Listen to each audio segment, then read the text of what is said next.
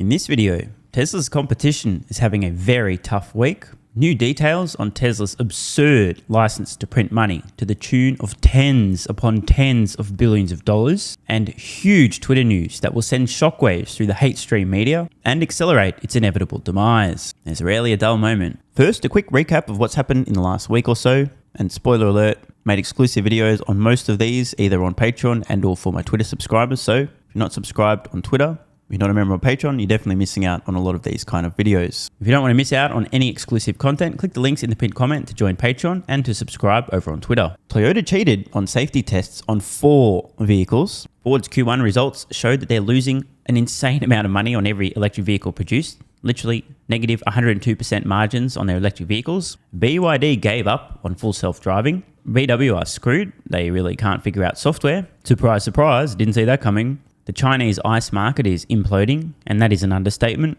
Lucid are also screwed. They're a money furnace, and they can't even sell their vehicles. Rivian is bleeding money, and I asked, what did I miss? Well, turns out I missed a lot, and plenty of new news has come as well. Today we learned, and I've posted about this in an exclusive video as well to my Twitter subs. Nikola is now halting production on the verge of bankruptcy, and now will only be making their vehicles to order. So in short, as we can see, the competition is coming, Tesla's in trouble, and production is easy, something like that. Morgan Stanley asks, why isn't Tesla talking about the Inflation Reduction Act? Still a hilarious $200 per share price target. Now, in my opinion, I think Morgan Stanley are just trying to play a game of guessing what the stock market will value Tesla at, not what they think the stock's worth. Important distinction. Many auto analysts believe the Inflation Reduction Act helps lift all EV boats, that any incentive is better than no incentive. We don't think so. Tesla can harvest far more IRA benefits than its peers. Just want to jump in here. I mean, I understand Morgan Stanley's point, but Tesla does not have any peers. They are the top G, with benefits being passed through to the consumer, padding market share, not margins. Pull up Tesla's Q1 transcript and do a text search for IRA or Inflation Reduction Act. No mention at all. Didn't come up once. Not because the IRA doesn't matter for Tesla. Tesla is likely to be by far the biggest beneficiary of the IRA within EV land in both absolute and relative terms. You know why this doesn't come up on Tesla quarterly earnings calls? It's an irrelevant sideshow.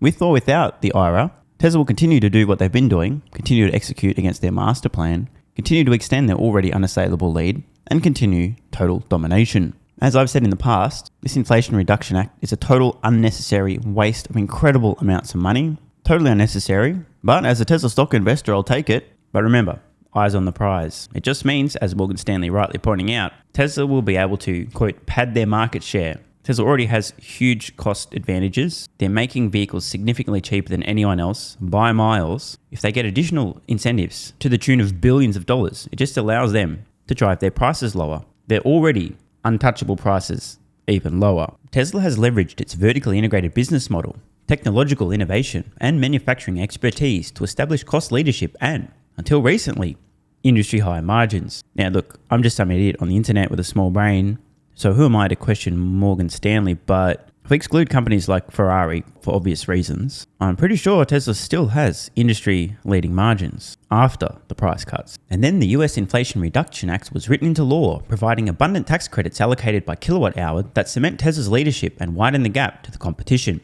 We believe that the IRA is so advantageous to Tesla in terms of absolute dollars and versus legacy OEMs that it functions as an insurance policy that investors are currently overlooking. I think this is a fair point. Again, Tesla doesn't need the incentives. They're already printing insane amounts of money. They already have insane pricing power. They already have compelling products. They've already ramped up to massive scale.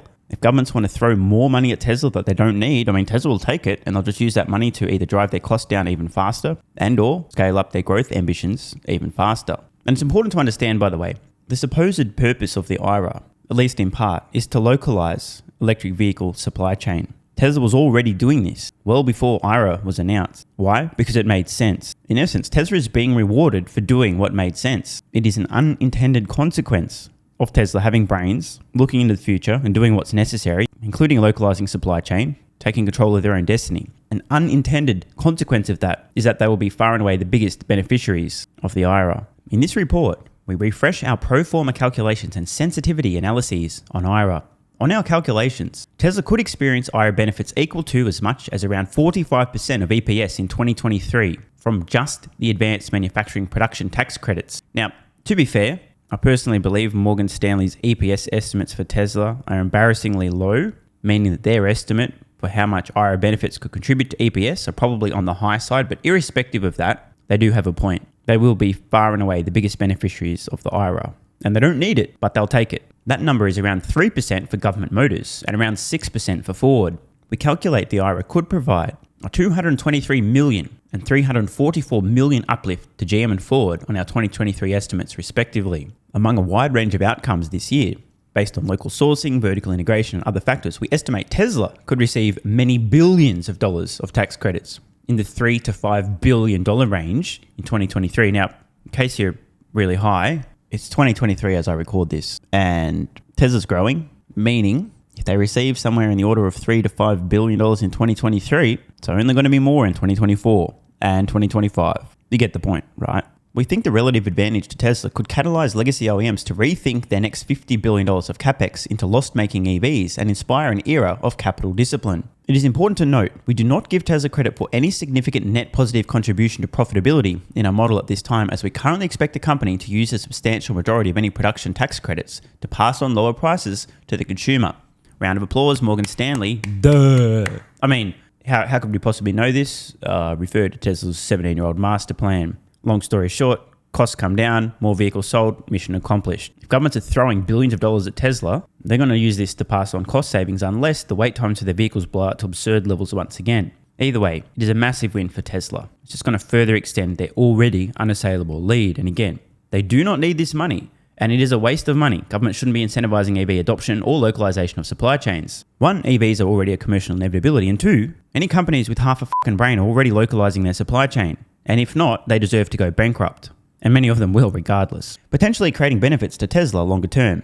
Our analysis. Since Tesla's battery production involves proprietary manufacturing of 4680 cells at Giga Austin, eventual ramp up of 100 gigawatt hours of production at Giga Nevada, and joint production with Panasonic via a joint venture, we assume Tesla will retain 75% of the advanced manufacturing production tax credits, which are $45 per kilowatt hour for cells and packs as provisioned in Section 45X, while Panasonic will retain around 25%. Now, obviously, these are just assumptions, so who knows exactly how this will shake out. We assume GM splits the tax credit 50-50 with LG and Ford 50-50 with their battery cell supplier. We note that the auto manufacturers have not guided to specific IRA impacts this year. We present the following charts to convey the materiality and order of magnitude of the IRA impacts. Now, it's worth taking a moment to study this. Obviously, these are estimates from Morgan Stanley. Tesla in blue, the so-called competition, GM and Ford, you can barely even see them. So Morgan Stanley estimating, give or take, about $5 billion straight to Tesla's bottom line in terms of production tax credits in 2023 alone. The following year, about $7 billion. The following year, $9 billion.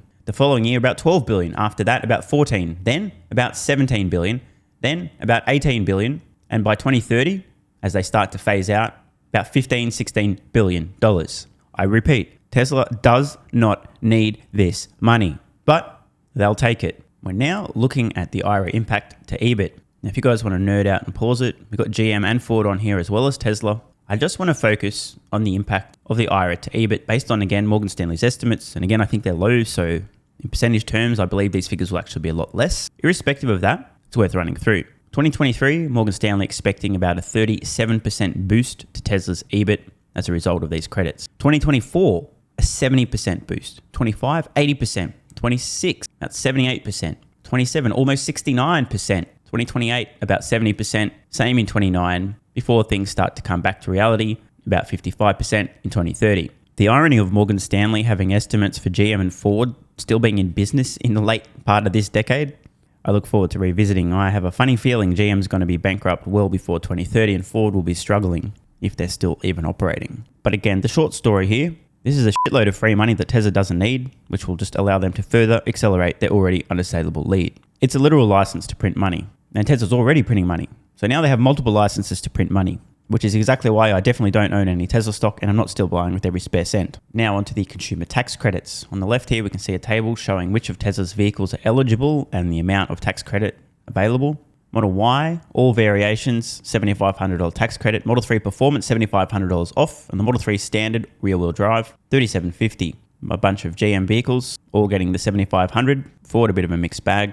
The F-150 Lightning getting the full $7,500. The E-Transit van and the Mustang Mach-E only $37.50. Note that our analysis of EPS and EBIT uplift from IRA only considers the production tax credits in Section 45X since they benefit the companies directly. The $7,500 consumer tax credits in Section 30D, while positive for the consumer, can also prove advantageous to Tesla relative to GM and Ford, as they may have the opportunity to mark up average selling prices incrementally to erode the tax benefit to the customer. Now that's a very wordy way of saying Tesla already has insane pricing. They already have the best prices. Therefore, if customers buying Tesla vehicles are eligible for a $7,500 tax credit, many more people might buy a Tesla who previously wouldn't be able to afford one, meaning a massive increase in orders, meaning a massive increase in wait times, meaning Tesla may be forced to raise prices on their vehicles as a direct result of these incentives. What a tough problem to have. And to be clear, Tesla won't be raising prices because they're greedy. This is simply a matter of what is the clearing price for our production. We've seen Tesla prices move up and down dynamically and frequently. They do this to manage order flow, backlogs, and wait times.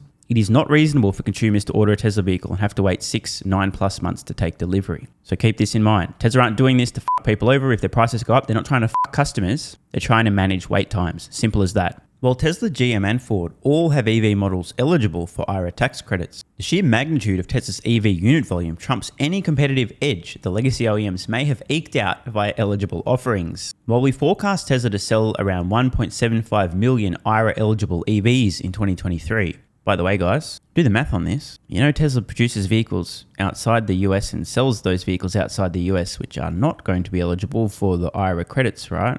Morgan Stanley rather bullish on Tesla production in 2023, it seems. GM and Ford will sell less than 400,000 combined on our estimates. A relative IRA disadvantage? Many investors believe that tens of billions of dollars of taxpayer incentives can help level the playing field or raise the tide for the broader EV industry at large, improving the fortunes of all players, including the legacy OEMs. However, the relative scale and cost advantages still stand out and can represent gaps in operating margin that could be measured in thousands of basis points. Our reading of IRA incentive structures for EVs, as evidenced by our analysis, is that it's significantly more positive for Tesla than non-Tesla players, potentially exacerbating the cost disadvantage that legacy OEMs suffer from relative to Tesla.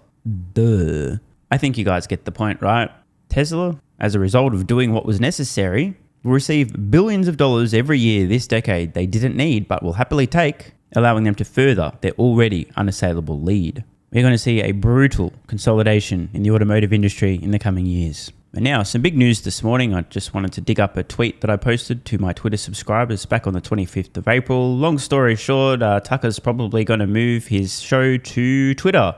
Made a whole video about it, subscribers only, a couple of weeks ago, and guess what? It's almost as if I have a crystal ball, isn't it? Tucker Carlson posting this video today, a very important milestone for Twitter, for free speech, and for the accelerated demise of the legacy media. This matters a lot more than many people think. Let's watch this short clip from Tucker. Hey, it's Tucker Carlson. You often hear people say the news is full of lies, but most of the time that's not exactly right. Much of what you see on television or read the New York Times is in fact true in the literal sense. It could pass one of the media's own fact checks. Lawyers would be willing to sign off on it. In fact, they may have. But that doesn't make it true. It's not true. At the most basic level, the news you consume is a lie of the stealthiest and most insidious kind. Facts have been withheld on purpose, along with proportion and perspective. You are being manipulated. How does that work? Let's see. If I tell you that a man has been unjustly arrested for armed robbery, that is not, strictly speaking, a lie. He may have been framed. At this point, there's been no trial, so no one can really say. But if I don't mention the fact that the same man has been arrested for the same crime 6 times before, am I really informing you? No, I'm not. I'm misleading you. And that's what the news media are doing in every story that matters, every day of the week, every week of the year. What's it like to work in a system like that? After more than 30 years in the middle of it, we could tell you stories. The best you can hope for in the news business at this point is the freedom to tell the fullest truth that you can. But there are always limits. And you know that if you bump up against those limits often enough, you will be fired for it.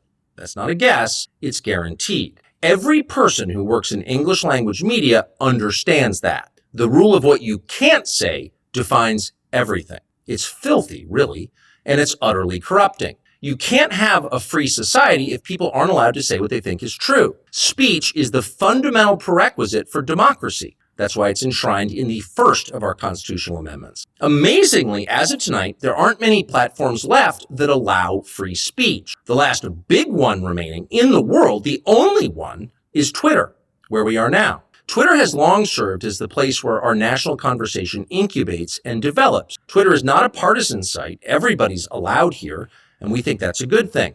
And yet, for the most part, the news that you see analyzed on Twitter comes from media organizations that are themselves thinly disguised propaganda outlets. You see it on cable news, you talk about it on Twitter. The result may feel like a debate, but actually the gatekeepers are still in charge. We think that's a bad system. We know exactly how it works, and we're sick of it. Starting soon, we'll be bringing a new version of the show we've been doing for the last 6.5 years to Twitter. We'll be bringing some other things too, which we'll tell you about. But for now, we're just grateful to be here. Free speech is the main right that you have.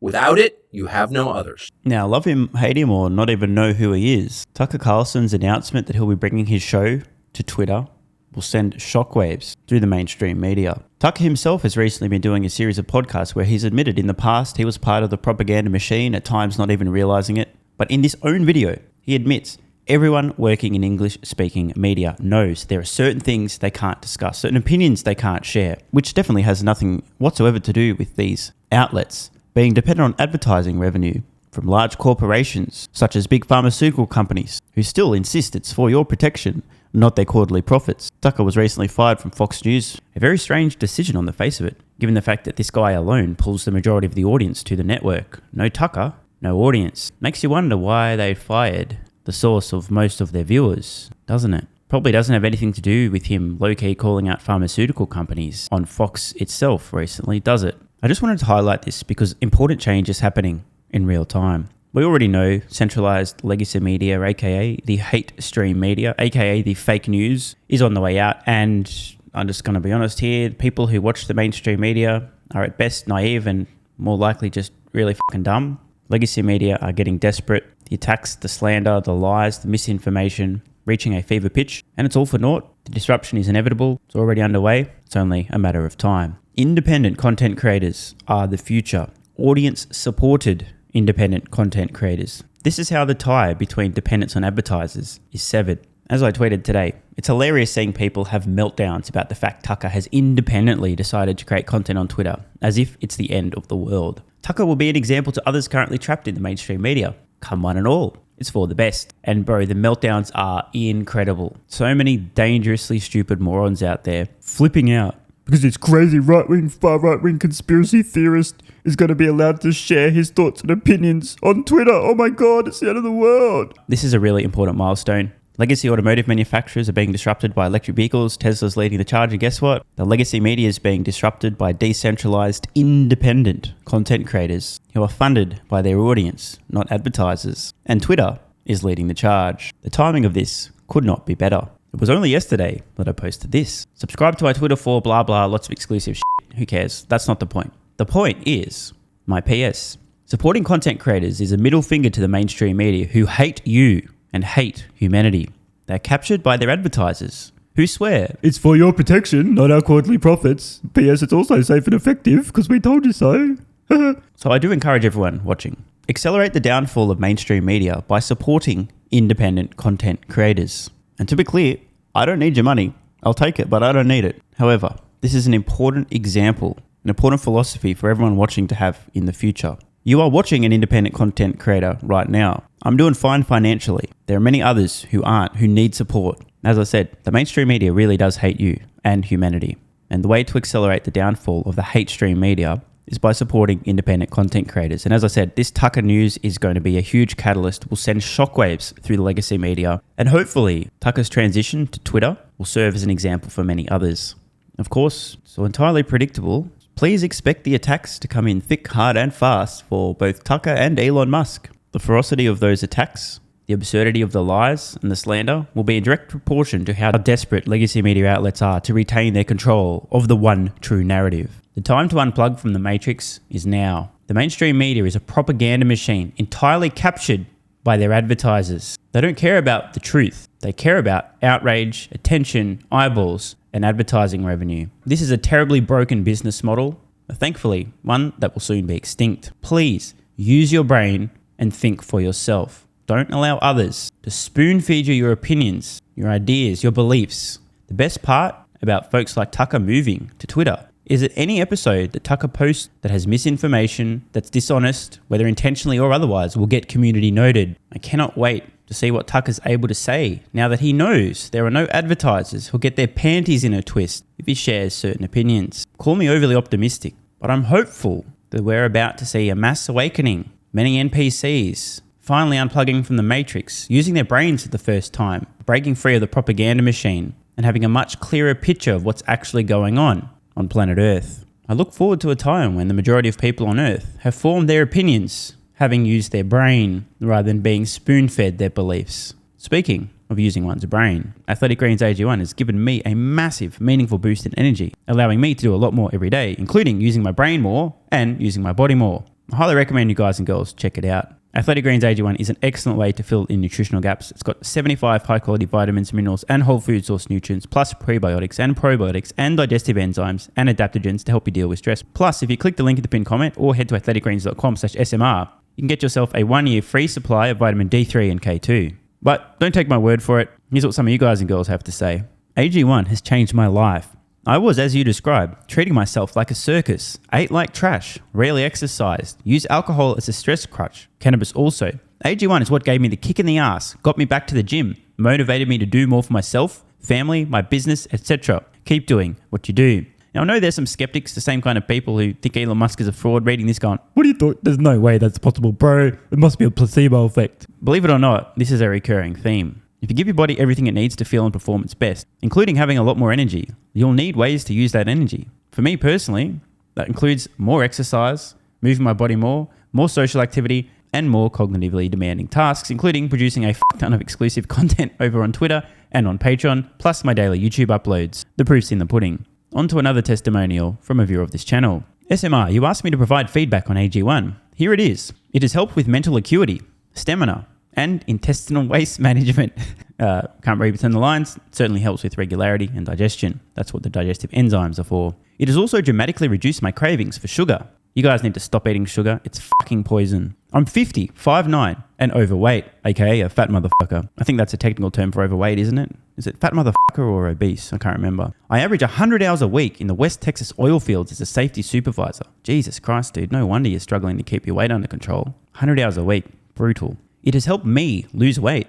It is not an appetite suppressant. It can help fat people suppress cravings, and motivation to be healthier is critical for changing your diet. Love you, brother. Again, this is a great point and something people really don't seem to grasp. If you have more energy, everything becomes easier. It's like turning on easy mode for life. A few years ago, before I was taking AG1, my health was trash. I was struggling to get through the day, had afternoon fatigue. The last thing I wanted to do was either use my brain or move my body. Didn't have the energy. Now, my biggest struggle every day is figuring out ways to use that energy. I'm exercising way more, doing a lot more with my friends and family, and of course, my work output has increased substantially. And you can fact check me.